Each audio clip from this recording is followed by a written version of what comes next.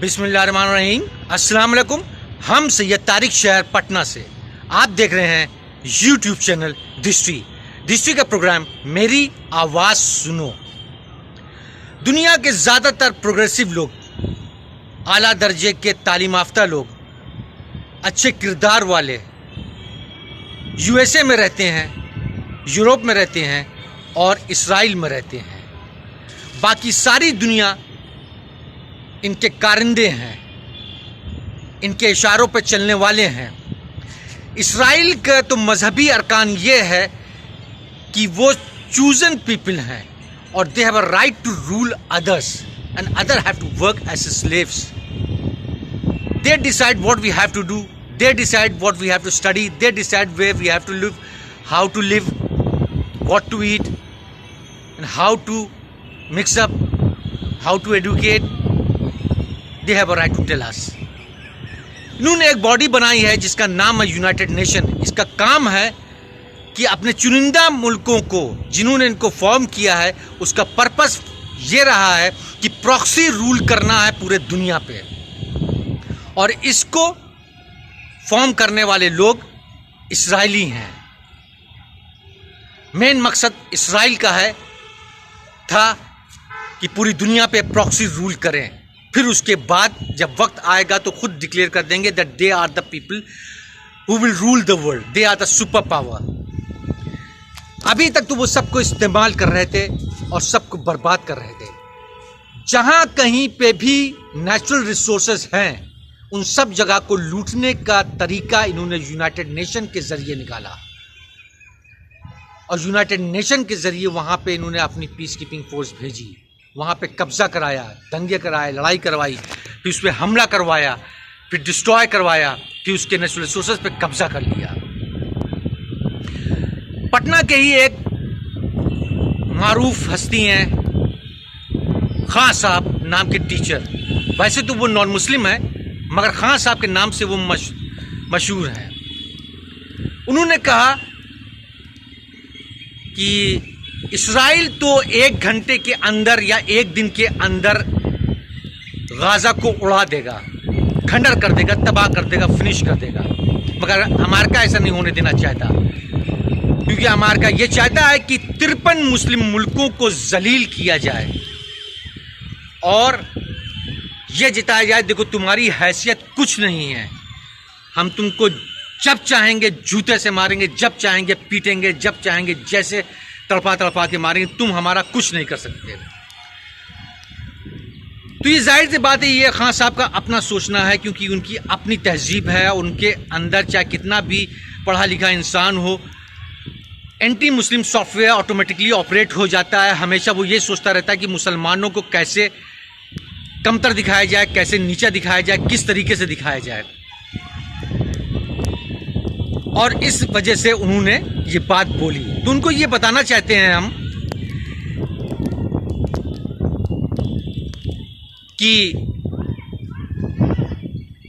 अफगानिस्तान में भी 57 मुल्क के लोग गए थे, जो पूरी कॉन्स्पिरेसी रची थी इन्होंने ही रची थी, यहूदियों ने ही।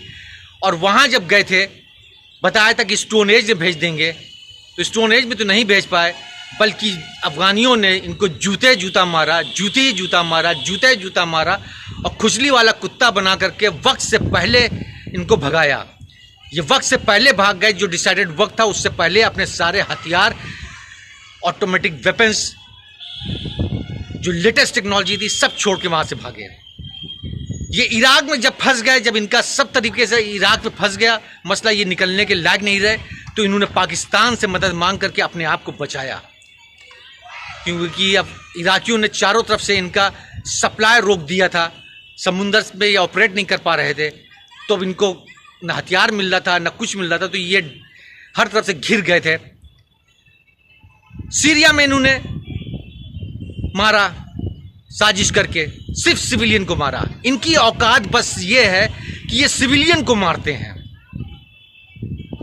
गाजा में भी इन्होंने सिर्फ सिविलियन को मारा। 40,000 के आसपास सिविलियन मरे, 10,000 के आसपास अभी दफन है, जिसको 37,000 ये बताते हैं, मगर 40,000 मान ली राउंड फिगर में। 10,000 के आसपास अभी भी मलबे में दफन है लोग, तो 50,000 मान लिए। तकरीबन 50 से 70 हज़ार लोगों को इन्होंने अपाहिज बना दिया। सिर्फ किसको मारा? औरतों को और बच्चों को। दुनिया का लेटेस्ट टेक्नोलॉजी यूज करने के बाद, जहां phosphorus bomb, tactical nuclear bomb, फिर इसके बाद इन्होंने लोगों, तकरीबन 15,000 लोगों को अपने यहाँ पे किडनैप करके जेलों में डाल रखा है, बंदी बना करके, जिसमें ऑफिशियली ये बोलते हैं 9,400 के आसपास, अनऑफिशियल मिला लिए तो हो जाएगा 15,000। उनके ऊपर ये तरह तरह के ड्रग्स इस्तेमाल करते हैं, तरह तरह के क्या कहते हैं वायरस, एंटीवायरस टेस्ट करते हैं। जितने भी नए हथियार बनाए सब इन्होंने गाजा पे, सीरिया पे, अफगानिस्तान पे, इराक पे टेस्ट किए। इराक पे इन्होंने पूरा डंप किया अपना न्यूक्लियर वेस्ट। ये नीच हरकतें ही सिर्फ ये कर पाते हैं, इसके अलावा आर्मी से कभी नहीं जीत पाए। हमास जो एक मामूली सा ग्रुप है, जिसके पास सिर्फ एक मिसाइल ऐसी है जो कंधे पर रख के चलाता है, छोटे मोटे रॉकेट्स हैं, उनके दम पे वो लड़ रहा है। उसने इनके 25,000 के अप्रॉक्सीमेटली फौजी मार दी है, जिसमें नाटो के लोग, कमांडोज और इनके कमांडोज, आर्मी, ट्रेंड आर्मी को कुत्ता बना के मारा 20 से 25,000, जो ऑफिशियली ये 22,000 बोलते हैं, और ऑफिशियली ये बताते हैं 70,000 आर्मी वालों को अपाहिज बना दिया है। यह है अहले किताब, आले रसूल, उम्मत मोहम्मद का जिगर। हम इस्लामिक टीचिंग को फॉलो करते हैं। That's why we never attack civilian, we avoid until and unless it become impossible for us to survive, then we will, because they are part of them, so they deserve. Otherwise we Muslim avoid. We cannot kill old people, female, children. हम जानवरों को नहीं मार सकते हैं, हम फसलों को खराब नहीं कर सकते हैं, हम पानी को नहीं बर्बाद कर सकते हैं। अगर ये करेंगे तो इस्लामिक हिसाब से ये क्राइम होगा, वॉर क्राइम होगा। उसमें इस्लामिक तहजीब के हिसाब से, इस्लामिक कानून के हिसाब से हमारे ऊपर सजा होगी। और यही नीचता का काम, टुच्चागिरी का काम जो है ये फोर्स करती है, इस्राएली फोर्स कर रही है। ये धमकी दे रही है लेबनान को, लेबनान से जीतेगी। तो लेबनान इनसे कहीं ज्यादा टेक्नोलॉजी साउंड है। इन्होंने कहा कि हम वो हथियार इस्तेमाल करेंगे जो अभी तक नहीं किया है। तो उसमें क्या है? 2 ही हथियार हैं, लेजर और न्यूक्लियर। न्यूक्लियर ये टैक्टिकल स्मॉल न्यूक्लियर बॉम्ब इस्तेमाल कर चुके हैं। तो इनको हम आगाह कर दें, ये बता दें कि लेबनान के पास भी लेजर वेपन्स है, लेबनान के पास भी टैक्टिकल न्यूक्लियर वेपन्स हैं। और ये ऐसे वेपन्स है जो टेस्ट नहीं हुए हैं। इनको ये भी नहीं मालूम इनका रेंज कितना है। ये पटकेंगे इसराइल में तो ये भी मरेंगे कि नहीं मरेंगे, अनटेस्टेड है। Tactical weapons, nuclear weapons Russia ने भी दी हैं, कोरिया ने भी दी हैं, चाइना ने भी दी हैं, पाकिस्तान ने भी दी हैं, ईरान ने भी सप्लाई की हैं। और अगर वार होती है, लेबनान से होनी भी चाहिए, क्योंकि लेबनान उम्मत मोहम्मद है, उसको मौत का डर नहीं है। उसको मौत उतनी ही अजीज है जितनी अजीज इसराइलियों को, यूरोपियंस को जान है, जिंदगी है।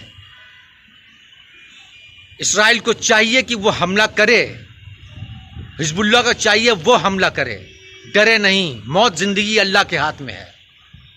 तो खान साहब, ये है डिफरेंस जो आप सच बोल नहीं पाएंगे, क्योंकि सच बोलने के लिए जिगर चाहिए, और जिगर आपके पास है नहीं। शुक्रिया।